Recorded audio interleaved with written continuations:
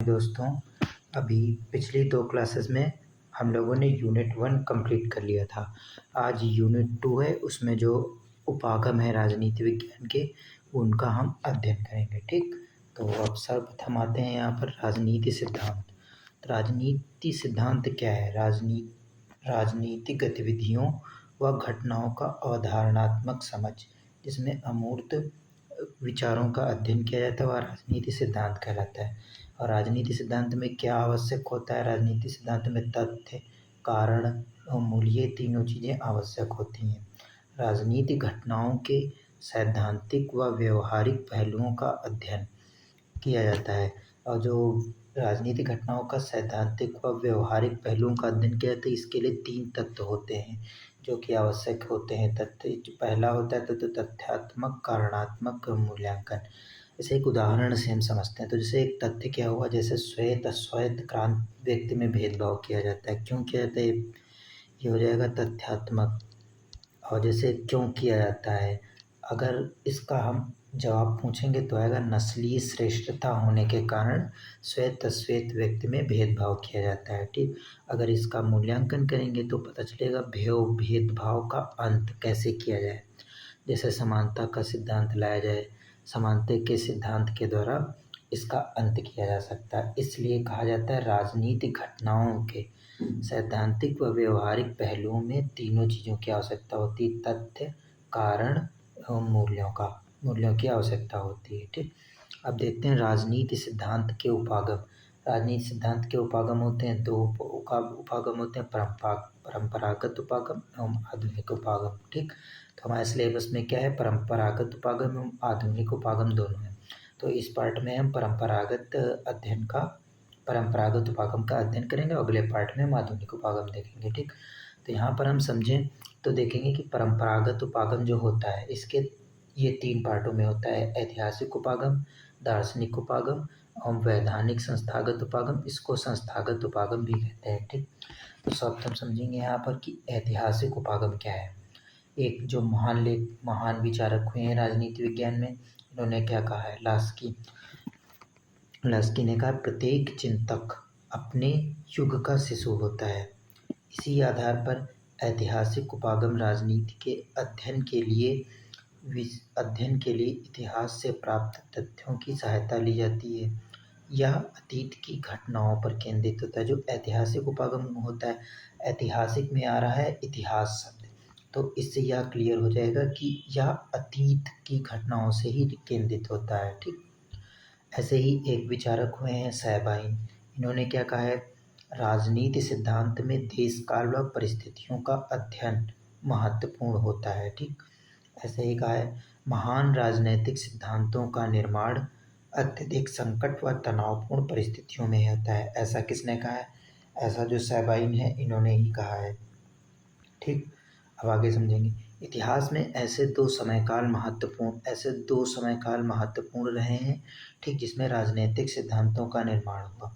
एक है, पहला है 3री या 4थी ईसा पूर्व, जब प्लेटो एवं अरस्तु द्वारा अपने विचार व्यक्त किए गए, तब राजनीतिक सिद्धांतों का निर्माण हुआ। ठीक, और दूसरा जब 17वीं शताब्दी में हॉब्स व लॉक द्वारा विचारों का प्रतिपादन किया गया, तब राजनीतिक सिद्धांत बने। इसी प्रकार सैबाइन ने कहा है ऐतिहासिक परिस्थितियों में राजनीतिक सिद्धांत द्वारा अमूर्त विचारों का निर्माण होता है, जिसकी समझ आज की घटनाओं को भी प्रभावित करती है। अगर ऐतिहासिक उपागम जो है, इसकी कई जो विचारक हैं आलोचना भी करते हैं, जिसमें प्रमुख हैं एलन बॉल। इन्होंने क्या कहा है? इस उपागम के तहत समग्र राजनीतिक गतिविधियों के विस्तृत अध्ययन के स्थान पर प्रायः महान व्यक्तियों व घटनाओं का ही अध्ययन किया जाता है। इसलिए कहा जाता है क्योंकि देखो इतिहास इतना विशाल है कि अध्ययन के लिए प्रासंगिक आंकड़े प्राप्त करना चुनौतीपूर्ण होता है, क्योंकि इतिहास की प्रत्येक घटना महत्वपूर्ण होती है। इसलिए क्योंकि इतिहास जो है वो इतना विशाल है, इसलिए प्रासंगिक आंकड़े प्राप्त करना चुनौतीपूर्ण होता है, इसलिए यह इतना प्रासंगिक नहीं होता है। ठीक, अब अगले विचारक देखते हैं। जो अगले विचारक हैं डेविड ईस्टर। इन्होंने क्या कहा है? इस उपागम में नए विचारों का निर्माण नहीं किया, बल्कि विचारकों द्वारा दिए गए मूल्यों का ही अध्ययन किया, क्योंकि यह ऐतिहासिक उपागम है। तो ऐतिहासिक उपागम में इतिहास का अध्ययन किया जाता है, ठीक। इसलिए इसमें नए विचारों का निर्माण नहीं किया गया, बल्कि विचारकों द्वारा दिए गए मूल्यों का ही अध्ययन किया गया, ठीक। ईस्टर्न इसे वे इतिहासवादी प्रवृत्ति मानते हैं। ईस्टर्न इसे इतिहासवादी प्रवृत्ति मानते हैं और इसे ही राजनीतिक सिद्धांत के पतन का कारण मानते हैं। जो डेविड ईस्टर्न है, उन्होंने जो ये ऐतिहासिक उपागम है, इसी को राजनीतिक सिद्धांत के पतन का कारण बताया है, ठीक। अब देखते हैं अगला। प्रायः राजनीतिक दर्शन द्वारा इतिहास का दुरुपयोग किया गया। जैसे मार्क्स द्वारा इतिहास की भौतिकवादी व्याख्या को पूर्ण सत्य के रूप में प्रस्तुत किया गया। एक अन्य विचारक हैं प्लामेंटेज। इन्होंने क्या कहा, राजनीति का विचार तार्किक रूप से प्रस्तुत होना चाहिए, जिसकी इतिहास पर निर्भरता उचित नहीं। इसी प्रकार देखते हैं तो आगे, राजनीति सिद्धांत एक जटिल प्रक्रिया है जिसका किसी एक उपागम द्वारा अध्ययन उचित नहीं है। जैसे जो राजनीति सिद्धांत के उपागम थे, 3 उपागम थे इनके, और 3 उपागम का अगर अध्ययन किया गया, लेकिन इसमें क्या कहा गया, राजनीति सिद्धांत एक जटिल प्रक्रिया है, किसी एक उपागम द्वारा अध्ययन उचित नहीं होता, ठीक। तो अगर निष्कर्ष निकालें तो क्या होगा, इतिहास को अतीत की राजनीति और राजनीति को वर्तमान के इतिहास के रूप में देखते हैं। इसलिए आज घटित हो रही अनेक घटनाओं का संबंध अतीत से होता है, जिसके कारण अतीत से प्राप्त अनुभवों का प्रयोग आज की समस्याओं को समझने में किया जाता है, और जिससे कि जो आज समस्याएं आ रही हैं कि उनका हल निकाला जा सके। इसलिए यह जो ऐतिहासिक उपागम होता है यह आवश्यक होता है। ऐतिहासिक उपागमों का नेक्स्ट हम समझते हैं दार्शनिक उपागम, ठीक। ये भी जो परंपरागत उपागम का ही भाग है। दार्शनिक उपागम जो राजनीति को दर्शन के भाग के रूप में देखता है। इसमें मूलक मूल्यों का निर्माण होता है। आदर्श मूलक मूल्य क्या होता है, जैसे अच्छा राज्य हो, अच्छा व्यक्ति हो। मूल्य वो जो रुपया वाला होता है मूल्य, वो नहीं। यहाँ पर मूल्य जो होता है, मूल्य का लिया जाता है अच्छे विचार, मतलब अच्छे चीज़ों से। किसी के जैसे कोई व्यक्ति मूल्यवान है तो यानी कि वह अच्छा है, ठीक, इससे लिया जाएगा। ऐसे ही देखा भविष्योन्मुखी विचार, भविष्य में वर्तमान की समस्याओं का समाधान प्रस्तुत करता है, या जो दार्शनिक उपागम है। यह मानवीय उपागम व नैतिक उपागम कहते हैं। नैतिक का मतलब होता है जिसमें नैतिकता हो, नैतिकता यानी जिसमें अच्छाई हो, ठीक, इसलिए इसको नैतिक उपागम कहते हैं। यह जो है यह तथ्य पर नहीं मूल्य पर बल देता है। तथ्य जैसे अच्छे जीवन का निर्माण कैसा हो, इसके लिए तथ्य निर्धारित करना, और मूल्य अच्छे जीवन की खोज कैसे हो, यह मूल्य कहलाता है, ठीक।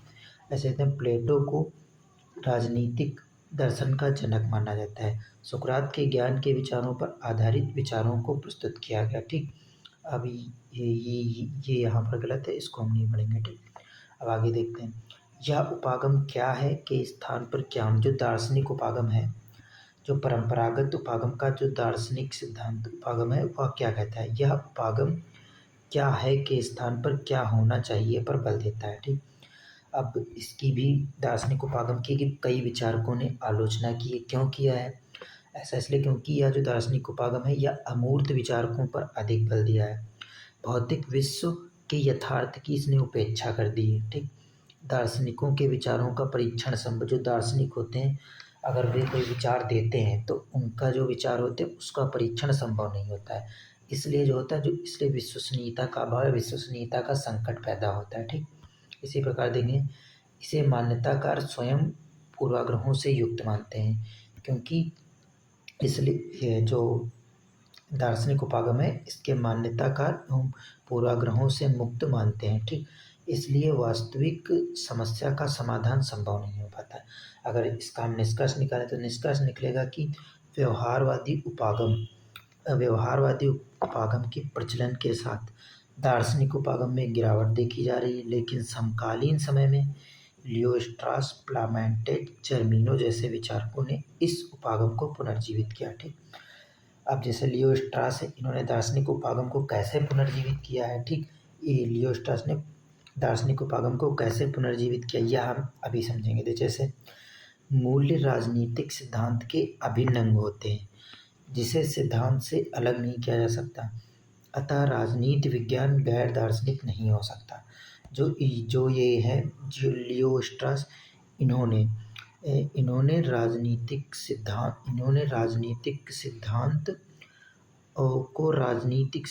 को दर्शन से एक माना है क्योंकि इनको अलग नहीं किया जा सकता।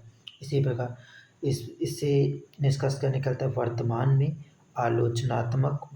में आलोचनात्मक संप्रदाय, उत्तर आधुनिक संप्रदाय, नारीवादी, समुदायवादी आदि मान्यताओं में राजनीति दर्शन का महत्व देखा जाता है। ठीक, इस प्रकार हम आ जाते हैं भाई जो परंपरागत उपागम है, इसी का एक सब पार्ट है संस्थागत उपागम। ठीक, इंस्टीट्यूशनल अप्रोच जिसे कहते हैं। अब हम इसका अध्ययन कर लेते हैं। इसके तहत वैधानिक और प्रशासनिक प्रक्रियाओं का अध्ययन किया जाता है। जो संस्थागत उपागम है, जो संस्थाएं होती हैं, वैधानिक और प्रशासनिक प्रक्रियाओं का वर्णन किया जाता है इसमें। ठीक, अब वैधानिक या प्रशासनिक प्रक्रियाएं क्या होती हैं, जैसे राज्य व सरकार के स्वरूप तथा उनकी कार्यप्रणाली का अध्ययन इसमें किया जाता है। ठीक, जैसे बोंदा एवं हॉब्स दो विचारक हुए, इन्होंने क्या कहा है, बोंदा एवं हॉब्स जो है राज्य की शक्ति एवं संप्रभुता की धारणा पर बल दिया है। ये जो सरकार राज्य की शक्ति या राज्य पर, या राज्य जो है एक वैधानिक इकाई है। ठीक, ऐसे ही वॉल्टर वेजहार्ट एवं लॉर्ड ब्राइस विचारक हुए। इन्होंने क्या कहा, इन्होंने विधायिका, कार्यपालिका, न्यायपालिका के अध्ययन पर बल दिया है। ठीक, अब जो यह वैधानिक उपागम है, संस्थागत उपागम है, इसकी भी जो कई विचारक हैं वो आलोचना करते हैं। ठीक, कई विचारक आलोचना करते हैं। क्या कहते हैं, देखिए, यह व्यक्ति की सभी राजनीतिक गतिविधियों की व्याख्या करने में सहायक नहीं है। वर्तमान में सरकार को केवल औपचारिक संस्थाओं के अध्ययन से नहीं समझा जा सकता, बल्कि अनौपचारिक संस्थाओं का भी महत्व बढ़ा है। देखो, जो वर्तमान में सरकार है, सरकार का अध्ययन केवल औपचारिक संस्थाओं के अध्ययन से नहीं किया जा सकता, क्योंकि अब अनौपचारिक संस्थाएं उनके भी रोल में बढ़ोतरी हुई है। ठीक, अनौपचारिक संस्थाएं कौन हैं? अनौपचारिक संस्थाएं राजनीतिक दल, दबाव समूह, सेल्फ हेल्प ग्रुप्स, ये अनौपचारिक संस्थाएं हैं। अगर ये अनौपचारिक संस्थाएं जब इनका महत्व बढ़ा है तो केवल औपचारिक संस्थाओं से राजनीति सिद्धांत का अध्ययन संभव नहीं हो पाता। ठीक, इसलिए भी इसकी आलोचना की गई। यहाँ पर हम देखते हैं कि जो परंपरागत उपागम है ये समाप्त हो गया। अब हम अगली क्लास में देखेंगे। अगली क्लास में आधुनिक उपागम पर चर्चा करेंगे। ठीक, धन्यवाद।